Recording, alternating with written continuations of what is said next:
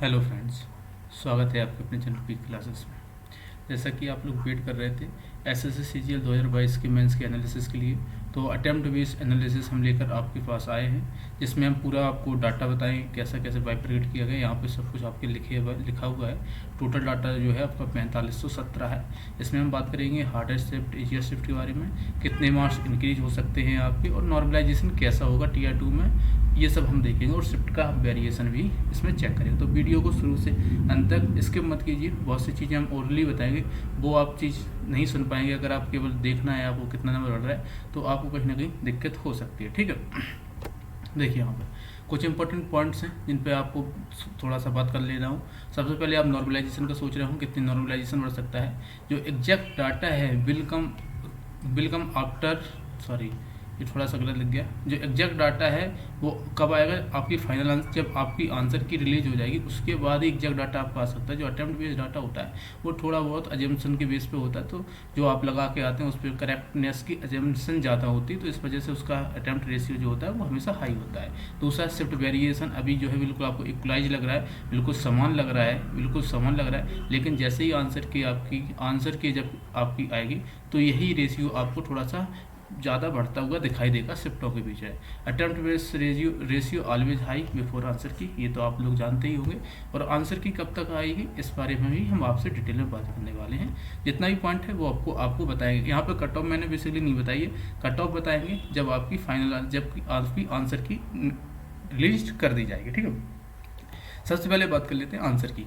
देखिए जो आपकी आंसर की है वो आपकी मैं मान के चल रहा हूँ 7th को आपका एग्ज़ाम ख़त्म हुआ, और यहाँ से मैं अगर 10 डेज भी आपका लेके चलूँ, 10 से 12 डेज के बीच में आपकी आंसर की हमेशा रिलीज हुई है।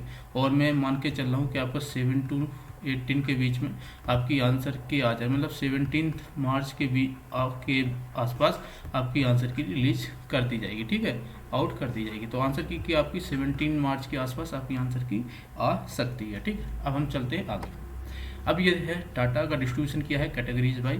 ये जो हॉरिजेंटल कैटेगरी इनको मैंने अलग लिख दिया है, ये कंप्लीट डाटा में, इस वाले डाटा में इनको मैंने नहीं रखा है तो क्योंकि स्कोर कम था और काम बहुत करना पड़ता है। अब ये आपको ये दिख रहे हैं कलर के हिसाब से, आप देख सकते हैं कौन किस कैटेगरी में, उस बेस पे। ये 1888 स्टूडेंट हैं, ये यूआर वाले कैंडिडेट हैं। और 548 जो स्टूडेंट्स हैं वो आपके एससी कैटेगरी के हैं। 431 स्टूडेंट्स हैं जो वो आपके एसटी कैटेगरी के हैं। 692 स्टूडेंट्स जो हैं वो आपके ईडब्ल्यूएस कैटेगरी के हैं। और 952 स्टूडेंट्स जो हैं वो आपके ओबीसी कैटेगरी की है। ओबीसी कैटेगरी के आपके ये स्टूडेंट्स हैं। ये स्टूडेंट्स का बाइफर्केशन है। जो हमारे पास टोटल डाटा था 4517। अभी ध्यान रखिएगा 4517 में ये वाले भी नंबर हमारे साथ जुड़े हैं, 50 के आसपास ये हैं, तो ये भी इसमें जुड़े हुए हैं। ठीक है, इस बात का ध्यान रखिएगा। ठीक है, तो ये हॉरिजेंटल प्लस अदर नॉर्मल जो स्टूडेंट्स हैं उनका ये पूरा डाटा है 4517। और ये यहाँ पे ये सेल्स नहीं होगा, ये हमने इसको थोड़ा लिख नहीं पाया। तो ये डाटा डिस्ट्रीब्यूशन कैटेगरीज वाइज है, इसका ध्यान रखिएगा आप। ठीक है, देखिए यहाँ पे अब शिफ्ट वाइज डाटा का डिस्ट्रीब्यूशन किया है मैंने, 21 शिफ्ट में कितने स्टूडेंट्स ने फॉर्म फिल किया है। अगर बात करूँ 2 मार्च में आपका जो स्टूडेंट्स हैं वो 1231 है। 3 मार्च की अगर बात करूँ आपका, हम 3 मार्च में आपके स्टूडेंट्स हैं 1161। और 6 मार्च की बात करूँ तो 1158। और 7 मार्च की बात करूँ तो यहाँ 967। इसमें हॉरिजेंटल ऐड है। ठीक है, ध्यान रखिएगा इस बात का, क्योंकि शिफ्ट वाइज है ये हमारा शिफ्ट वाइज एनालिसिस है। शिफ्ट वाइज आपका जो डाटा फिल किया उनका ये डाटा है यहाँ पर। ठीक है, तो ये हमने शिफ्ट वाइज बताया 2 मार्च, 3 मार्च और आपका 2nd, 3rd, 6th और 7th। अब यहाँ पे आप 4th मार्च का देख रहा हूँ। जब मेरे से 2 गलतियाँ हुई हैं जब डाटा मैंने फिल करवाया। एक तो मैंने मैथ और रीजनिंग का एक साथ डाटा ले लिया, और इंग्लिश और जीए का मैंने एक साथ डाटा ले लिया। तो क्या हुआ, सब मर्ज हो गया, जीए रीजनिंग मर्ज हो गई। तो इसमें अलग अदर अटैम्प्ट हमको नहीं पता चल सके कि मैथ में कितने लगाए, रीजनिंग में कितने लगाए। तो वो डाटा नहीं दे पाया, क्योंकि डाटा ऑलरेडी जब हम सोचा ही तब 1500 तक डाटा आ चुका था। फिर मैंने कहा इसको अब जैसा चल रहा है वैसे ही चलने दो, जिसमें हमको ही फ़ायदा होगा। क्योंकि डाटा बार बार डाटा में बहुत बड़ा डाटा, लेकिन इसमें आपके लिए फ़ायदा हो जाता है अगर ये हमने डाटा को अलग अलग बाइफरकेट करके लिया होता है। कंप्यूटर का लिया है तो कंप्यूटर का भी मैं आपको बताऊँगा। ठीक है, चलते हैं। देखिए ये शिफ्ट वाइज है ये आपका, और ये अटेम्प्ट्स डाटा है। अब देखिए यहाँ पे मैथ रीजनिंग का एक साथ है, इंग्लिश जनरल अवेयर्स का एक साथ है, ये टोटल एवरेज अटैम्प्ट है और ये यहाँ पर एवरेज कंप्यूटर का मार्क्स है। अब यहाँ पर सेकंड मार्क्स की अगर बात करूँ तो अगर मैथ रीजनिंग की बात करूँ 53.08 है, और वहीं सेकंड मार्च में अगर बात करूँ इंग्लिश जनरल अवेयरनेस की तो 58.90 है, और अगर वहीं थर्ड मार्च की यहाँ पे बात करने जाऊँ तो 52.86 है, और यहाँ पे अगर इंग्लिश रीजनिंग की जनरल की बात करने जाऊँ तो 57.71 है, और यहाँ पे सिक्स मार्च की अगर देखा जाए तो मैथ रीजनिंग का रेशियो यहाँ पर गिरता हुआ दिखाई दे रहा है 50.48, और ये केवल रीजनिंग के कारण है जितना मुझे पता चला है। रीजनिंग के कारण ये अटैम्प्ट आपका गिरा हुआ है, 2 नंबर का जो आप दे 2 मार्क्स जो आपके 2 क्वेश्चन का अटैम्प्ट आपको कम लग रहा है यहाँ पे, तो वो केवल रीजनिंग के बेस पे, मैथ तो सब में सेम आई, और यहाँ पे इंग्लिश का अटैम्प्ट आपका ज़्यादा दिख रहा है आपका। और यहाँ पे 7th मार्च की बात करूँ तो यहाँ पे 52.87 है, और यहाँ पे अगर इंग्लिश जनरल अवेयरनेस की बात करूँ तो ये 58.45 है, ठीक है। तो ये आपका शिफ्ट वाइज आपका क्या हो गया, एनालिसिस हो गया, शिफ्ट वाइज है ये, ठीक है। अब यहाँ पे हम बात कर ले टोटल, अगर टोटल की बात करूँ सेकेंड मार्च में तो वो है आपका 111.98, और अगर थर्ड मार्च की बात करूँ तो 110.67, और अगर आपकी सिक्स्थ मार्च की बात करूँ 109.34। तो आपका सबसे हार्डेस्ट शिफ्ट जो अभी समझ में दिखाई दे रहा है अटेम्प्ट बेस पे बात करूँ तो आपका वो सिक्स्थ मार्च दिख रहा है, उसके बाद आपका थर्ड मार्च है, उसके बाद आपका 7th मार्च है, और आपका सेकंड मार्च सबसे इजीएस्ट शिफ्ट यहाँ पर दिखाई दे रहा है मेरे डाटा के अनुसार। अगर यहाँ पर 7th मार्च की बात करूँ तो 111.34। अब यहाँ पे आप एक चीज़ देखेंगे कि वेरिएशन आप अगर देखेंगे अटैम्प्ट बेस पे बिल्कुल इक्वलाइज लग रहा है आपको। अब ये क्यों लग रहा है, क्योंकि अटैम्प्ट सबने लगभग बराबर ही किए, लेकिन करेक्ट जो एक्यूरेसी है उसमें बहुत बड़ा डिफरेंस आपको देखने को पड़ेगा ईच स्टूडेंट्स के बीच में। क्योंकि रीजन बताता हूँ, जब आप अटैम्प्ट करके आते तो उसमें आप तुक्के मारते हैं, 100% मारते हैं, और ऐसा कोई स्टूडेंट नहीं हो जिसने तुक्के ना मारे हों। तो उसमें क्या होता है, रेशियो हमेशा ये है जो आपका अटैम्प्ट बेस पे जो आपको रेशियो दिख रहा है, जो इतना सिमिलर दिख रहा है, ये आपको सिमिलर नहीं दिखता दिखाई देगा जब आपकी क्या आंसर की आ जाएगी। जब आंसर की आएगी तो इसमें आप देखेंगे 3 से 4 क्वेश्चन तक का आपका वेरिएशन 100% यहाँ पे बनने को देखने को मिलेगा आपको। और ये जो आपको अटेम्प्ट बेस पे ये दिख रहा है आपको, यही आपका 4 क्वेश्चन आपका गिर जाएगा यहाँ से, ये 4 क्वेश्चन गिरेगा, और 4 क्वेश्चन का मतलब है 12 नंबर तक ये नीचे डाउनफॉल हो जाए। नंबर के बेस पे मैंने बेसिकली बताया नहीं, तो यहाँ पर हम केवल अटेम्प्ट बेस पर बात करें। अब बात कर लेते हैं कंप्यूटर की।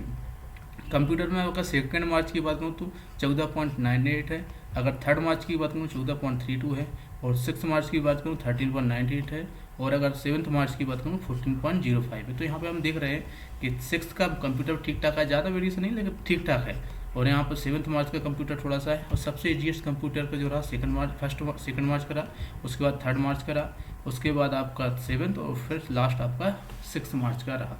ये आपका जो है अटेम्प्ट बेस पे कंप्यूटर का हो गया, और ये मैंने आपका मैथ रीजन का कंबाइंड बता दिया और इंग्लिश जनरल बेस का कंबाइंड बता दिया। बस इसमें एक चीज़ मुझे कल जब मैंने फॉर्म भरवाया तो उसमें ये गलती हो गई कि मैथ का अलग लेना चाहिए था, रीजनिंग का अलग लेना चाहिए था, इंग्लिश का अलग लेना चाहिए था, और जनरल अवेयरनेस का अलग लेना चाहिए। लेकिन खैर जो मेरे पास आया तो मैंने आपके सामने बता दिया, और जैसा भी है वो आपके सामने है। अब यहाँ पर हम कुछ चीज़ों पर और डिस्कस कर लेते हैं।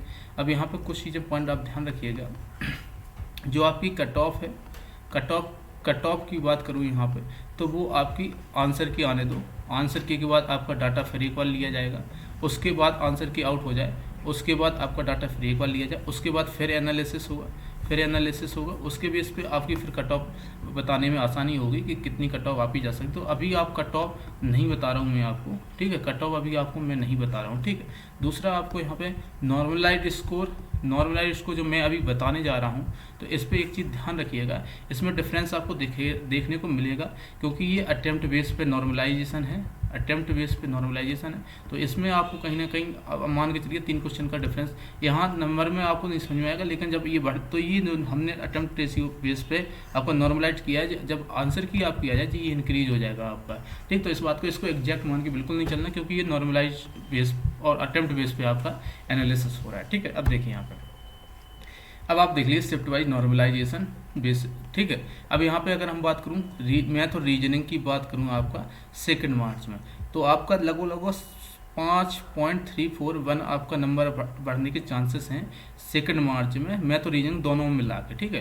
अगर थर्ड मार्च की बात करें तो वो आपके नंबर बढ़ सकते हैं 6.018, ये मैथ रीजनिंग दोनों के एक साथ हम बता रहे हैं, ठीक है। और यहाँ पे अगर 6 मार्च की बात करें तो आपके ये नंबर हैं 8.384 के आसपास इंक्रीज हो सकते हैं, और ये आपका मैथ प्लस रीजनिंग है, और इसमें रीजनिंग का वेटेज ज़्यादा रहेगा। अगर 7 मार्च की बात करूँ तो आपके जो नंबर हैं वो टोटल मैथ रीजनिंग की बात करूँ 6.003 नंबर आपके इंक्रीज होने की संभावना पूरी है यहाँ पर, ठीक है।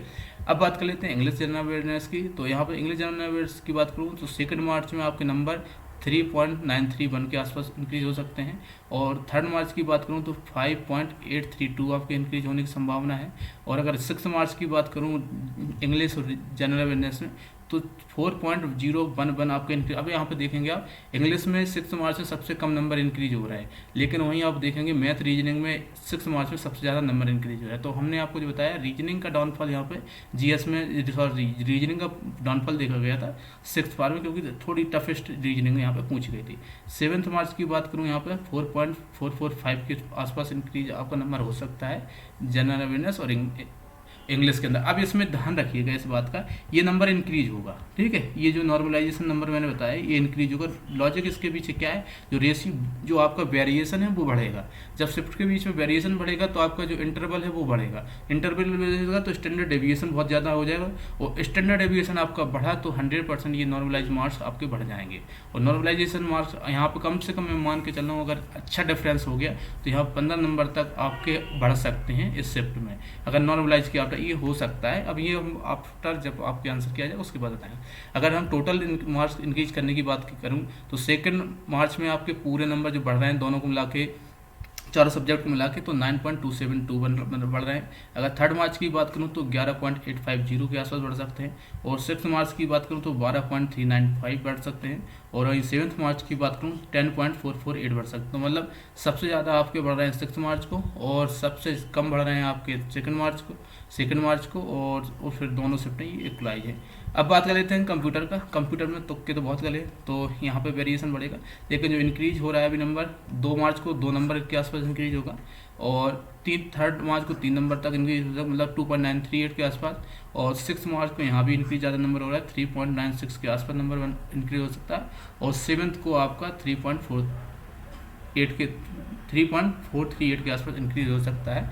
ये आपका वेरिएशन है कंप्यूटर का। ये भी आपका कम से कम 4 नंबर तक इंक्रीज होगा आपका, जब आपकी आंसर की आने के बाद ये 4 नंबर तक ये भी आपका डिफरेंस बढ़ जाएगा। तो ये आपका नॉर्मलाइजेशन है जो अटेम्प्ट बेस पे मैंने निकाला था, और इस बेस पे आपका, तो आप इसको देख सकते हैं आसानी से, तो आपको ये चीज़ें समझ में आ रही होंगी, ठीक है।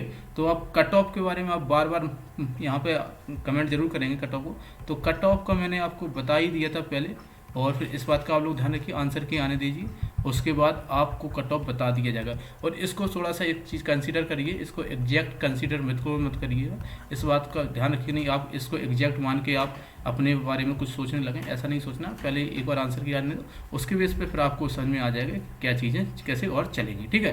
तो ये आपका यहाँ पे देख लिया आपने, ठीक है। तो इस वीडियो में ज़्यादा हम बड़ी वीडियो इसको हम बनाना नहीं चाहते हैं, तो ये आप एक बार फिर से देख लीजिए। ये सब आपका अटेम्प्ट बेस पे रेशियो है, तो ये आप ऐसे देख सकते हैं।